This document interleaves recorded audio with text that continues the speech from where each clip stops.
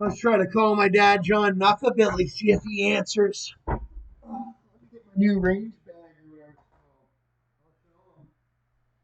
I'll show him. If he answers, if he answers, I don't think he'll answer. He hardly answers. Oh, where are we?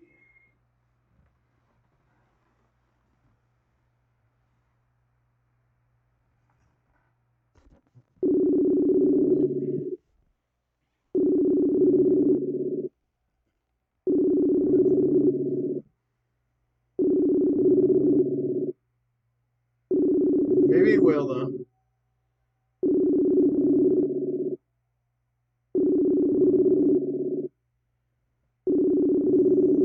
I'll show him my new revolver and my new 410 shells. Oh, he's not answering. Come on.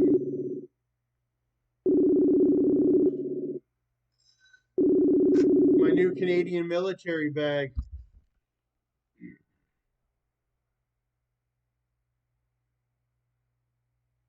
Johnny.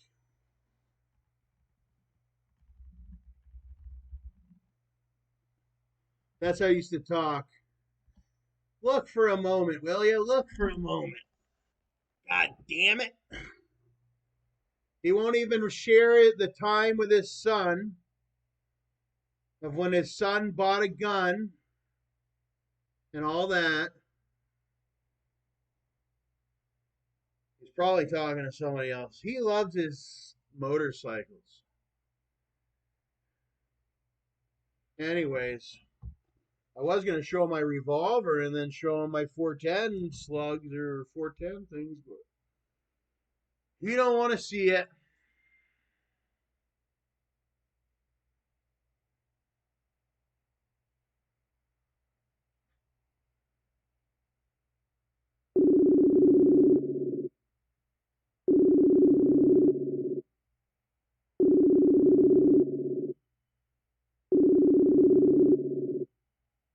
And he doesn't have that picture of the Bob Marley that I want. He should have it.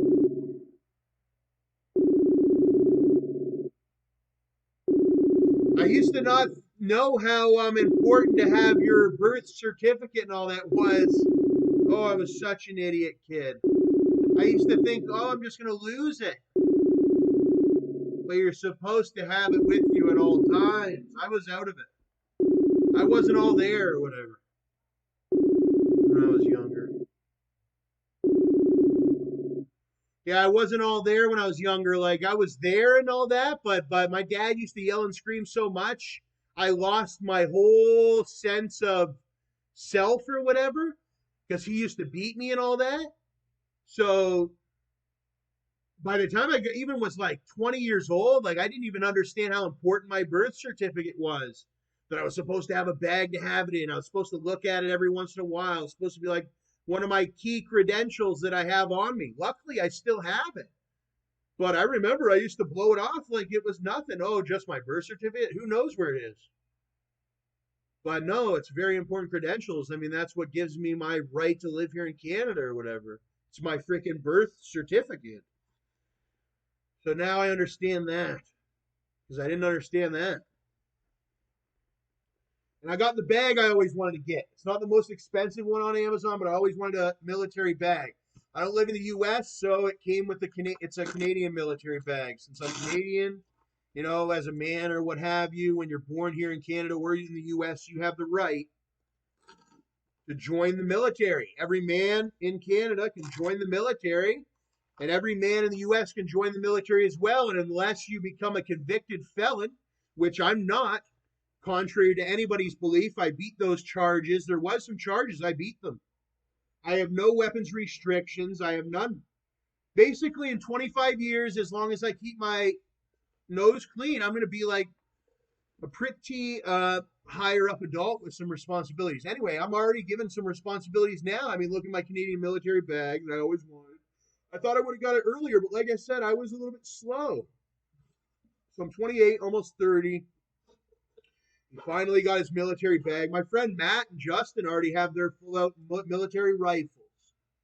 which I thought I was going to get, and I will. In 25 years, they're saying I'm going to get my military rifle and all that. It just was a little bit longer for me up here in Canada.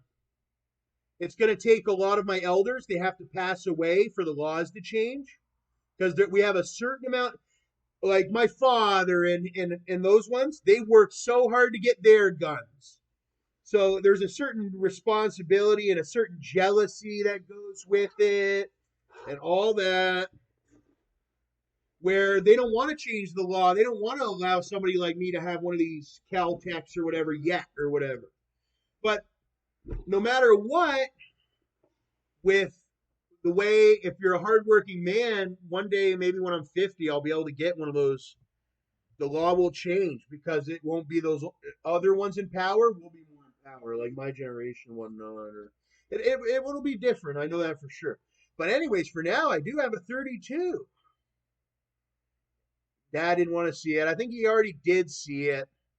To him, it's just a revolver. To me, this is my light. This is my new well. He knows what it is.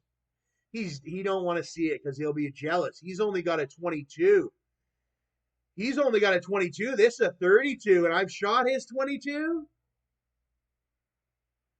And his 22 goes boop boop boop, and this 32 goes boom boom boom. So, oh, it looks like he's answering now. Let's see. Hold on a minute. Oh, shoot. I don't know if he's answering yet. My eyes got crossed because I was looking at the thing.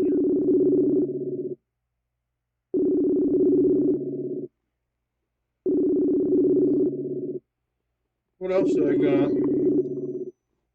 Oh, I got one of these pouches. I always wanted these when I lived in Tennessee. We went to the gun show.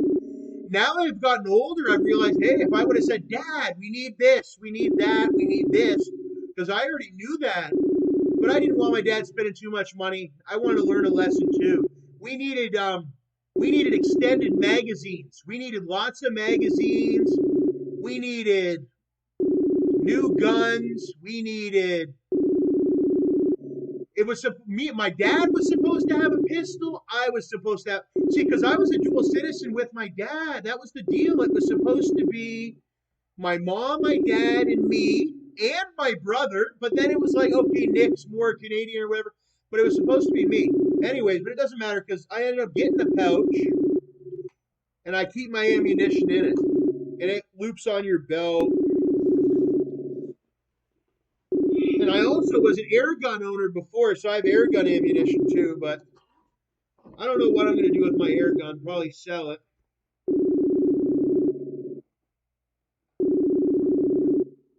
You got 22 air gun. Oh, and I even have 177 because can you believe I was thinking about buying a 177 air gun? Oh, and look at all these lead bullets I've just bought.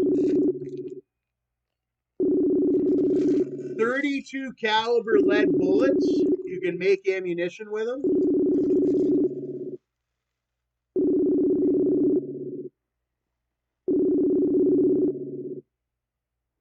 Oh, I should put my paperwork, my RCMP paperwork inside my new military bag or whatever it is. Canadian. It's like a damn military bag. Yeah, it's a military bag. Made in the U.S. So, like I said, when you buy them, it either comes with a U.S. flag on it or a Canadian flag, depending on where you are. I remember dreaming about getting one of these as a kid, dreaming. And they're not too expensive. Anyways, John's not answering. They got guns, but they're not too big into guns. I don't even think my dad's a carrier. I always wanted to be a carrier and all that, concealed carrier and all that, because I get picked on a lot and all that. People try to rob me.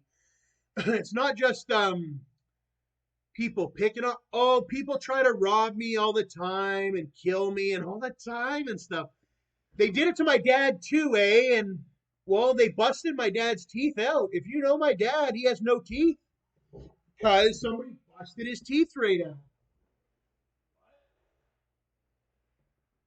They don't know. I guess they. Well, I guess my. Well, it's not a fun process to go through. As you've seen with the process I went through, it's not a fun process. But it's better than to die. It's better than dying to defend yourself and have to go to court and all that. It's better than dying. Strawberry heaven on earth cake.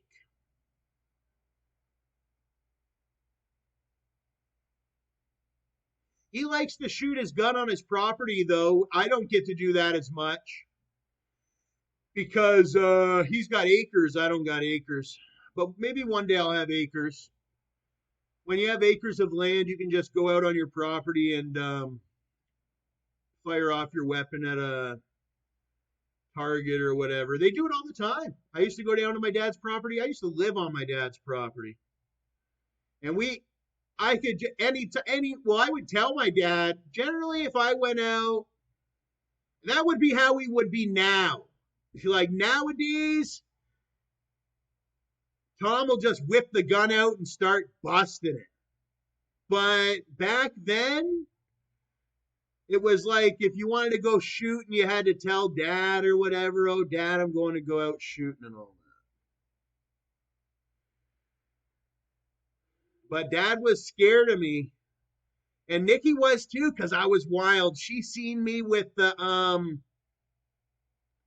go-karts. I used to do this big, what is it, drifting.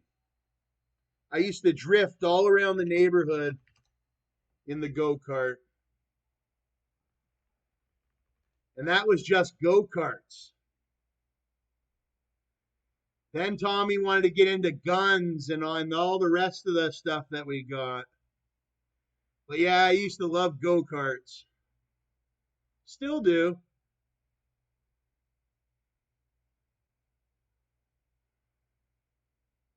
We used to ride these go-karts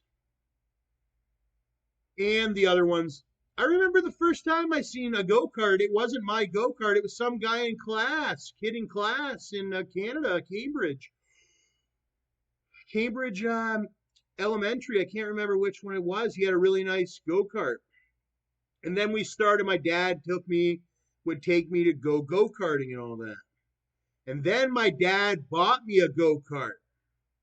I've been to all different go-kart tracks.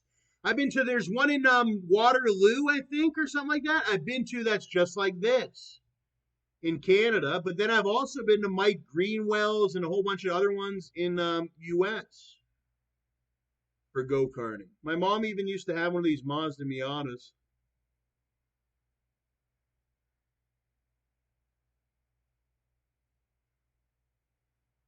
Yeah.